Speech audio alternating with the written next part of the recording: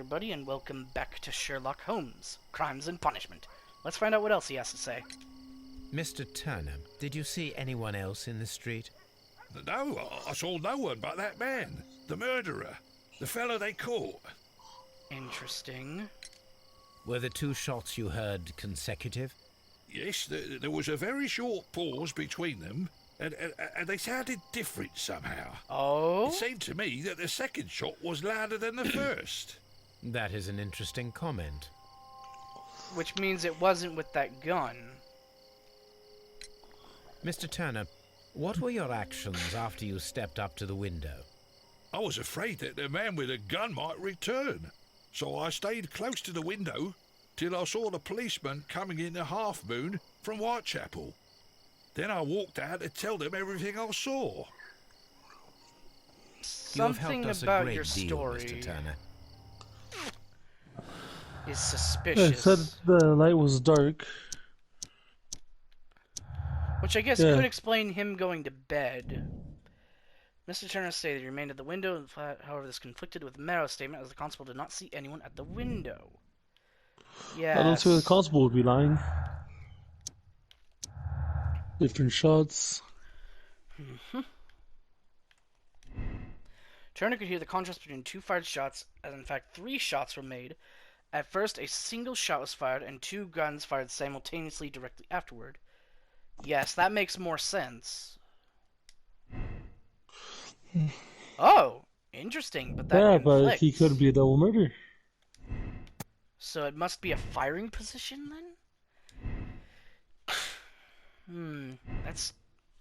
That would make sense if it was like one shot was closer to his window. I suppose, although that's very odd. Yeah. But it could not have been a double murder. Oh, what? If 2 shots were fired Mr. simultaneously. Holmes, did you see my brother at Scotland Yard? Is he alright? He looks like you, but not as oddly proportioned. He looks like you, but as a man. There she is. Hold up. Polly what are you Powell. doing here?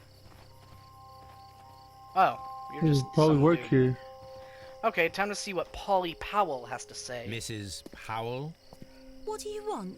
What do you, My I'm name here to is buy a Sherlock flower. Holmes. What do you think? I'm assisting the police with their investigation of the crime that took place this evening. Well, I've already gave my testimony, but very well. You seem reluctant to talk to me.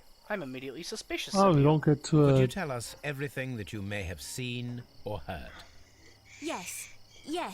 I was selling my flowers as usual, and then the fireworks began, in honour of Queen Victoria. I enjoyed those. But then, all of a sudden, a young lad ran out of Half Moon Street and stopped just by me. He had a gun in his hand. He was like a ghost, and all covered in blood. It was dark, but I could see him, because of the flashes from the fireworks. And then? I screamed as loud as I could. I knew that a policeman should be on duty in the vicinity. So he was blinded he by had that no time point. to escape. 2 constables got him. Then another constable came out from the very same street, and I heard him talking of a horrible murder. Yeah, okay. Mrs. Powell, did you hear the gunshots? I'm not sure. You know, what with the fireworks? You know, how did the that dude... fireworks would be the perfect. Exactly. Nobody Cover. else heard these gunshots, but the old man's like, oh yes, I heard the gunshots.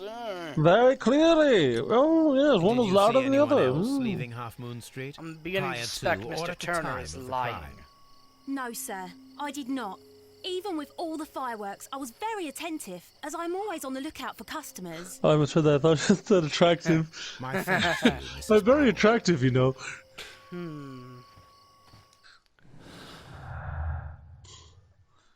Common statement. The person whom Leighton Chapman described in the segment is a figment of his own investigation created to vindicate himself. That is possible. I doubt it. The revolver statement. The witness testimonies in the crime have been pointed.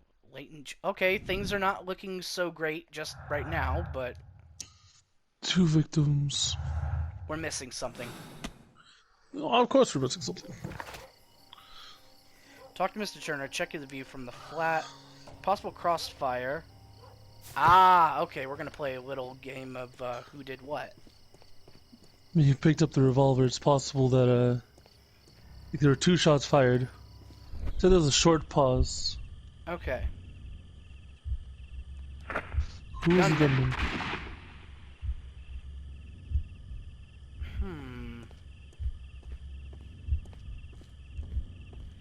If so, then there should be something I am up unable there. to see any higher.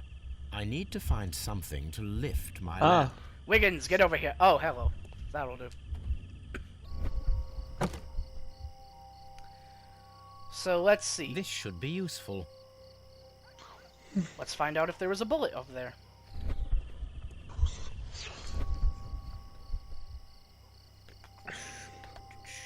Ah! Yeah. This is most definitely a bullet hole. The brick cracks are fresh. Watson, there was a 3rd shot fired in this street. The loudest bang, the one from the gun in his hand.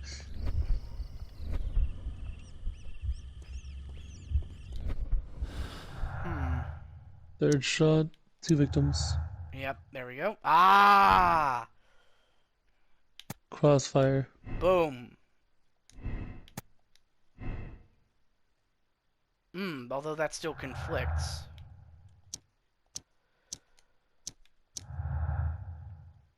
Leighton Chapman's statement regarding the jacket man disappeared at half moon now seems reasonable.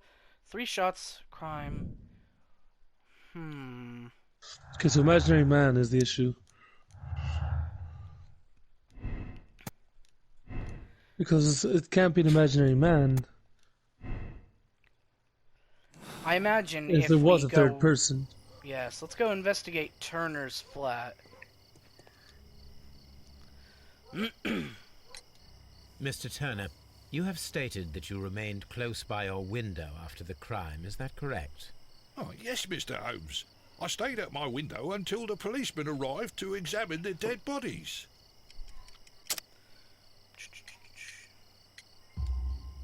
That is very interesting, Mr. Turner. Constable Marrow stated that he did not see anyone at the window when he was running through Half Moon Street. Well, I think Constable Marrow and me, we might have been distracted by the whistles and shouts coming from Whitechapel. We could have missed each other somehow. No. You understand what I mean? It was a bit of a stressful moment, to tell you the truth, sir. No, you're hiding Allow something. me to form my own theories, Mr. Turner. Would you mind showing me the view that you had from your window? Not at all, Mr. Holmes. Please, He follow just me. pushes Holmes out the window. So he's not Mr. a quick Turner man. appears to live very Ah, modestly. hey, Kane, let's go look at that. Oh, this is not what I wanted. Wait, there's a first-person view in this? No, there's not. Oh, so there is. Oh, that's weird. And a tip tip broken. is broken That off. piece of wood. Perfect match. That lying So, little shit. Mr. Turner broke his stick when it became stuck between the cobblestones. He did not mention that he was so near to the victims. Mm-hmm. The books on this shelf are in a mess. It looks as though Mr. Turner was trying to find something in a hurry here a short while ago. So he was in a rush. He's also a liar. Oh, God. I heard the guy say Mr. Holmes. He's like, ah, shit. This fire is dying out. It was last tended to over an hour ago. Oh, hey, there's something in there. There's not a thing.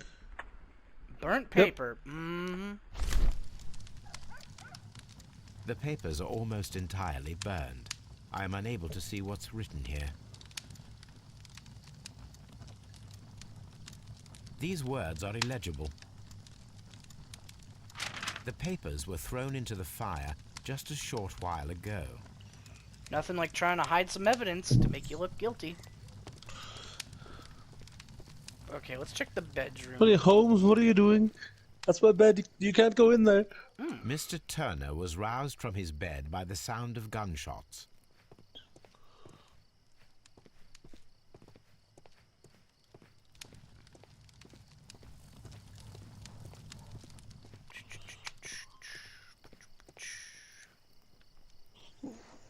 Pretty humble living space. Oh, nice. Kitchen table. Sweepings. Shredded paper. There are pieces of shredded paper scattered over the table. This kitchen knife is quite sharp. This kitchen knife was used to cut the paper. How interesting.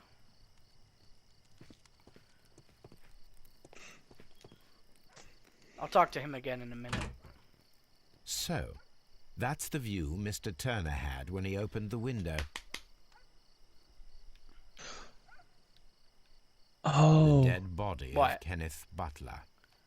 the sudden flash was the Brian gun. Vercotti's Oh. contorted corpse.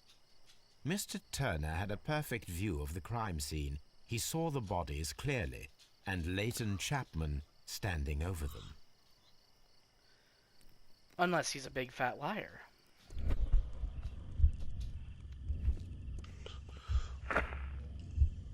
Took something, broke the stick. Jax, stop grumbling at me. Oh, okay, so reset sequence. Got up from bed. Okay, went to the window. Opened the window. Looked down, Nice. approached the body, took something, Which then broke his broke the stick. face, the broken stick. Then, Let's see how well this works out. oh, here's the gunshot.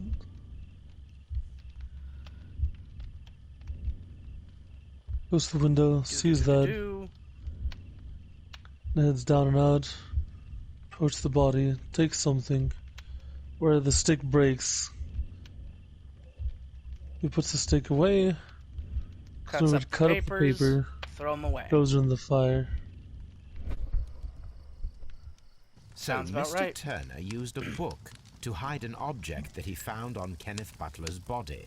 The question is, what did he find?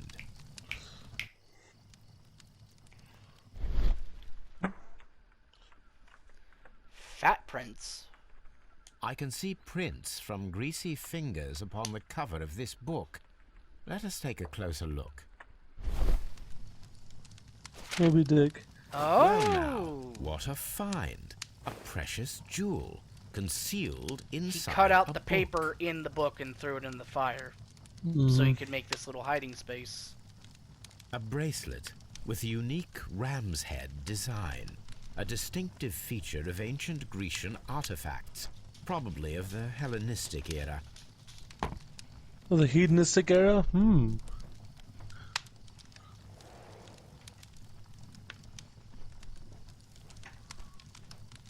Pardon that, I had to let the dog out for a moment. Nope. Okay. Still, Nope. still no. We should probably talk to him about it. Yep, time to interrogate him.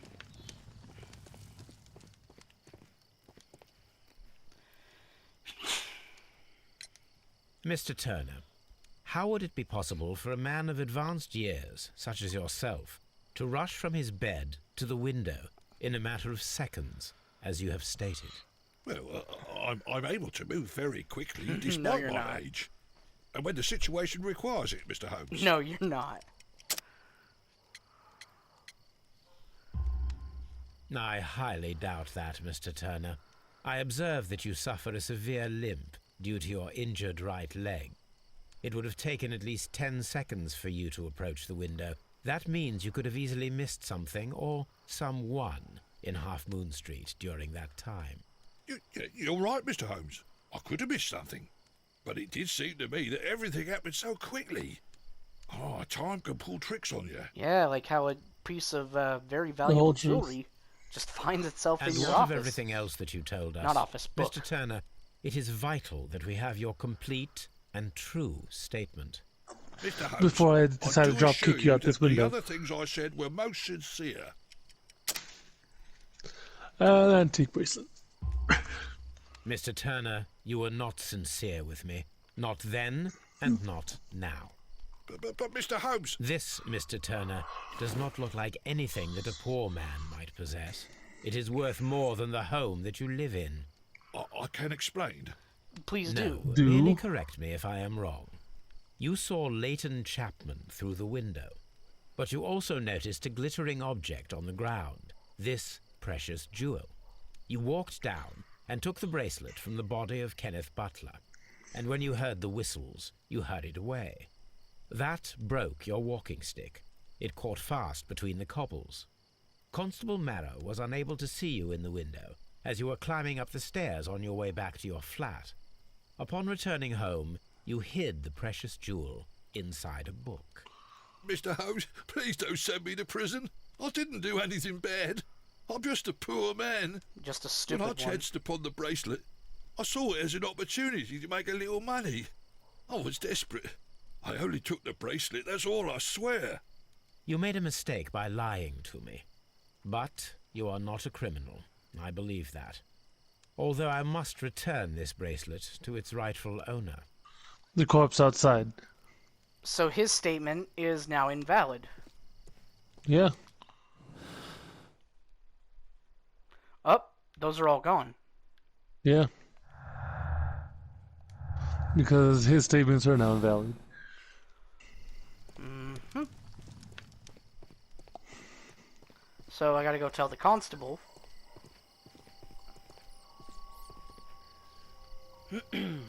Constable Marrow, I would value your assistance in this investigation. It would be my pleasure, Mr. Holmes. I would like to make sure that there are no places in Half Moon Street where a man could hide while you were running through it with your lamp. All right, Mr. Holmes, what should I do? Take your lamp and start walking, just as you did before, and try to find me. Understood. You'll play a game of hide and seek. Wonderful. Watson, would you like to play? No, Holmes, no. Oh, we're playing as constable. Alright, so right off the bat, you could hide over there. Now, can you move around, or is it just automatically walking for you? You could hide over here as well. I can see you very well, Mr. Holmes. All right, Constable. Let's try again. I'll find another place to hide. Here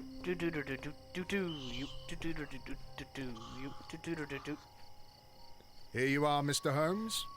All right, Constable. Let's try again. I'll find another place to hide. This is fucking silly. It's gonna be on the other side this time?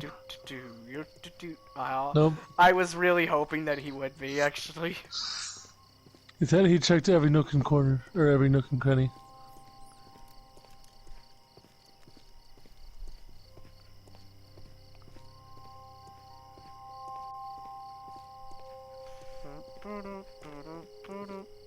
Ah. Mr. Holmes, it wasn't difficult to find you at all. It is obvious now.